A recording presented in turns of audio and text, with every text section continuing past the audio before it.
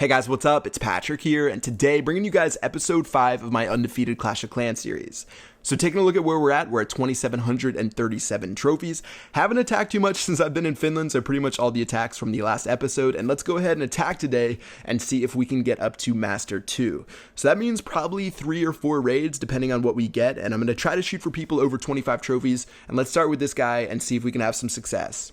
So for today's raids, I'm probably just going to be using Gowiwi and Gowipe, maybe throw in a few Valkyries here and there. But if you haven't noticed already, we've sort of strayed away from the Town Hall 7s, the Town Hall 8s, even the Town Hall 9s, and we're basically just finding Town Hall 10s right now. Most of them have completely maxed out defense, not walls, but most of them have like level 11 defenses, I guess, at least. Probably not maxed out archer towers, I guess, but most of them are pretty well upgraded. None of them really have level 40 heroes, and I should have plenty of room for error, and I really shouldn't lose too many raids as long as things don't go terribly wrong. So using Gowipe, your number one priority is to make sure your PEKKA run towards the Town Hall, and generally that means going towards the center of the base. And starting off, I did a pretty good job, but I didn't open up the center of my base with my wall breakers quickly enough, so you can see my PEKKA are running towards the left-hand side, and they're not going to be going for the Town Hall.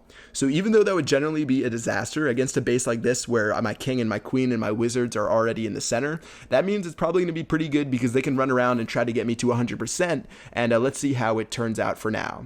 So the Inferno Tower is doing a pretty good job. My queen finally shot that one down. Looking at what I have left, my king is about to die. My queen is at full health, so I can activate her hero ability. But looking at our chances of getting 3 stars, they probably aren't pretty good right now because this guy still does have 2 Teslas, and my PEKKA are pretty low. So I'm thinking we're probably going to have to surrender in a bit, but let's just see what we can do.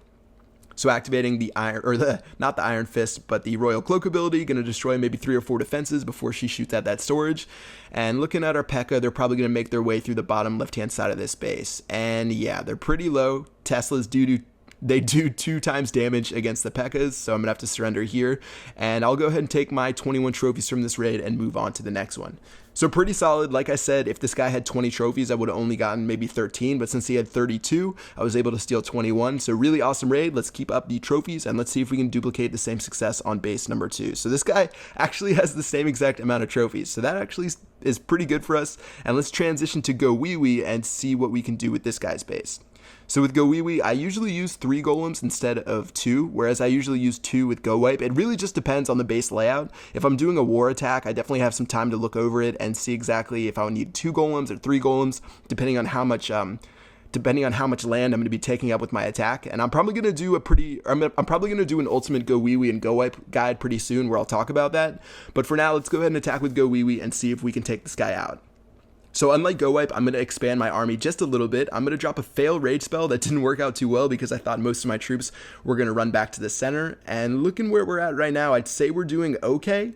And let's see if our witches can stay alive and make sure the skeletons are getting to the Town Hall. So I have at least 2 or 3 witches left. Those ones are doing pretty well. The wizards are still alive. I didn't drop my freeze on that Inferno Tower. Looks like this last Inferno Tower here is going to take care of the Barbarians because I activated my Barbarian King's Iron Fist. And I'd say this raid actually went pretty well overall. I could have been a little bit more concise with the wall breakers. I'd probably have to watch the replay again, but as far as my troops staying alive, most of them stayed alive throughout the course of the raid. And let's see how far my king and queen can get inside of the base. I really don't know if they're going to be able to get 3 stars. The only thing that gives me a little bit of optimism is that I have a witch on the left-hand side. So even if I run out of that golem right there, the witch should be able to spawn enough skeletons to keep any of my troops I have behind it alive, but I really don't see anything there right now. So I'm just going to let it ride out, and you guys do tell me a lot in my videos to let my raids go out longer. So let's see how it goes and see if we can get to 100%. So my queen's still alive, and looking at his defenses, he has 6 defenses left. He has 2 Teslas, 2 cannons, I think an archer tower, and a mortar. And as long as my queen can stay behind my witch's skeletons, I think we might actually be okay. There's 2 golems right there, and unfortunately they're stuck onto that wall. But let's see how close my queen gets before I have to activate her ability. So the cannon did pick up my queen, so I'm going to activate her ability now, which means we're gonna have, I think, 5 or 6 archers, or maybe 10. I forget exactly how much I get for the Royal Cloak. And those guys are going to back up my witch, and I think we're fine as far as time goes. We're at 54 seconds, we're at 82% of the base, so it's really just going to come down to if my witch is going to stay safe, if we're going to be able to win this raid. All right, so a bomb's going to spawn. That's going to destroy a couple of the skeletons. Archer tower and cannon are going to start doing work. The mortar's going to start doing work. And we're sort of at the crunch time right now. And it looks like the golems are actually going to come around back and sort of be a savior for this raid. So I didn't expect that. Those golems that were attacking the left-hand side earlier are actually going to come all the way around the base somehow, some way, because they were attacking some wall earlier and end up distracting the mortar and winning this raid for me. So that was really surprising, and I guess that's a good lesson why you should always let your raid go, because usually I'll surrender at 50% and 2 stars if I don't think I'm able to get that 3rd star on the base. But somehow, some way, the mortars made their way all the way around the base, and definitely going to honor those guys, and I picked up the full 32 trophies with this raid. So that was a really, really long raid. Let's move to raid number 3, and you guys can see the trend going on right now. We have 32 trophies available on all 3 bases. I actually added in some Valkyries for this one instead of taking 3 golems and 3 witches. So you can see I'm rocking 2 golems, 2 witches, a PEKKA, 12 wizards, 5 Valkyries. Those are going to be my main damage dealers. 1 Barbarian just because I had the space, and then 21 wall breakers to make my way through the base. So with Go Wee Wee and Go Wipe, and I guess this one has a little bit of Valkyries inside of it, I'm not exactly sure as far as jump spells, because like I really, really like using jump spells, but there's certain times where I could really use that extra rage spell or that extra free spell. But for this one right here, I'm going to use 21 wall breakers and avoid the jump spell. And a lot of people, again, I talk about why jump spells are better than just like 5 wall breakers, because you can place it wherever you want in the base, but the swap between that and an extra rage spell or free spell sometimes is too much. So in the case of this one, I actually just brought some wall breakers, and let's see how we can do against this guy. So wall breaker wise, we're fine. We got to the Town Hall, no problems. And I am going to have that second freeze spell to freeze that Inferno Tower, which is going to help out a lot.